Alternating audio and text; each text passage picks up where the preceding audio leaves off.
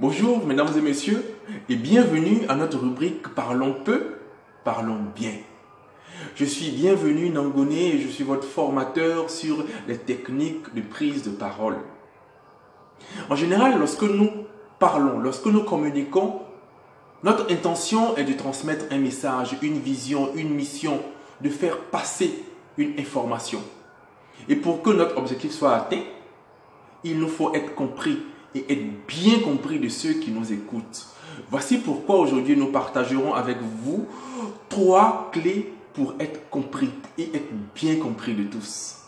La première des clés que nous partageons est relative au débit. Débit dont nous avons donné la définition dans nos vidéos antérieures. Ici, l'objectif concernant le débit est de le contrôler. Pour mieux le comprendre, prenons notre exemple lorsque nous nous adressons à un enfant. Nous faisons en général l'effort de lui parler lentement afin que notre message soit compris par lui. À l'inverse, prenons l'exemple d'une personne qui parle le français ou une langue étrangère avec un débit de mitraillette. En général, elle est moins comprise qu'une personne posée qui nous parle doucement et qui nous permet de comprendre ce qu'elle dit.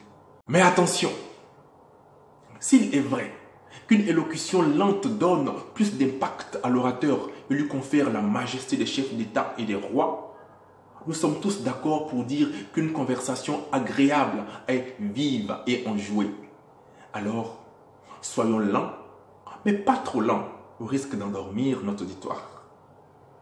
Voilà pourquoi nous venons avec la deuxième clé pour être bien comprise afin de régler ce problème. Il s'agit tout simplement de faire varier le rythme de nos interventions. Et cela se fait à travers le débit. En 1999, à l'Université d'Orléans, une étude faite par Colas Rist indique que dans les médias grand public, le débit de parole se lève à 200 mots par minute. Et dans les reportages préenregistrés, on va jusqu'à 230 mots par minute car les reporters n'ont pas beaucoup de temps. C'est trop rapide pour se faire comprendre.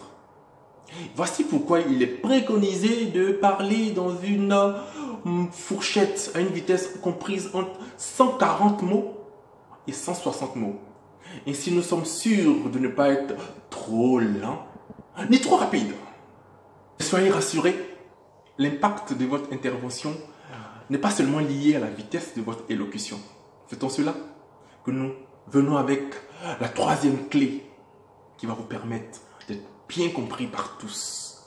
Il s'agit du fait d'aller à l'essentiel, d'aller droit au but.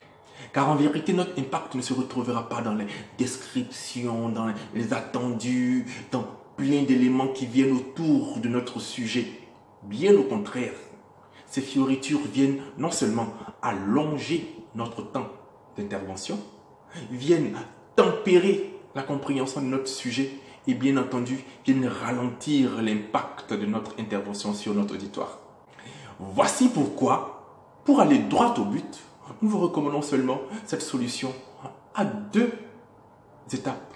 D'abord, annoncer dans un premier temps le sujet principal de notre intervention et faire suivre avec des arguments droit au but, sans fioriture.